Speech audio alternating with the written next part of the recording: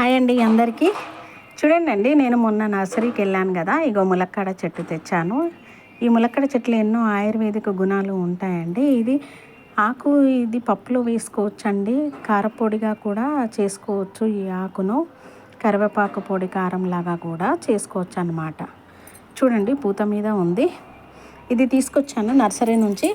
ఇదో ఈ బకెట్లో పెడదామనేసి నేను మట్టి ఇసుక మాత్రమే మిక్స్ చేసి పెడతానండి. ప్రతి మొక్క ఏ కుండీలో పెట్టినా కూడాను ఈ మట్టి అంతా మెదుపుకొని సగం మట్టి తీసేసి ఇప్పుడు ఇది పెడదాము. చూడండి, సగం మట్టి తీసేసాను.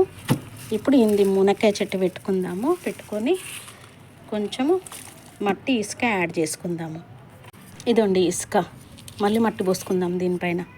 ఈ మునక్కాడ ప్లాంట్ ముఖ్యంగా షుగర్కి మంచిదండి. ఈ ఆకుకూర పప్పు పెసరపప్పులో కందిపప్పులో వేసుకోవచ్చు. అది కరివేపాకు కారంలాగా పొడి కొట్టుకోవచ్చు. షుగర్ చాలా కంట్రోల్లో ఉంటుందండి, చాలా బెటరు. ఈ విధంగా పెట్టుకోవాలండి మొక్కను. మట్టి మొత్తం నిండా పోయొద్దు, ఎందుకంటే ఇప్పుడే పెట్టాం కదా మొక్కను. నీళ్ళు పోద్దాము. నీళ్ళు పోసినాక 2-3 డేస్కి మళ్ళీ మొక్క కింద ఉన్న మట్టి కుంగుతుంది. తర్వాత మట్టి పోసుకోవచ్చు అనమాట.